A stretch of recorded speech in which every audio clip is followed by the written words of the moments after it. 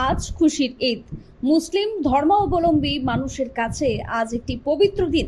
দীর্ঘ 1 মাস ধরে রোজা পালন করার পর আসে এই দিনটা। সবাই অধীর আগ্রহে অপেক্ষা করেন এই দিনটির জন্য।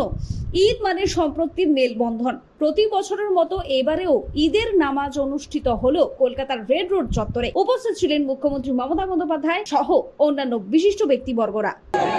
এই ঈদ खुशी का ईद है। ये ईद जाने वाला दुश्मन के खिलाफ का ईद है। ये ईद हिम्मत का ईद है। ये ईद आपको जिंदगी में रोशनी ले आने का ईद है। ये ईद हमको हिम्मत देने का ईद है। 1 महीना रोजा पालन करके, रमजान मास पालन करके ऐसा ईद करना एक बहुत बड़ा दृष्टांत है। एक बहुत बात है।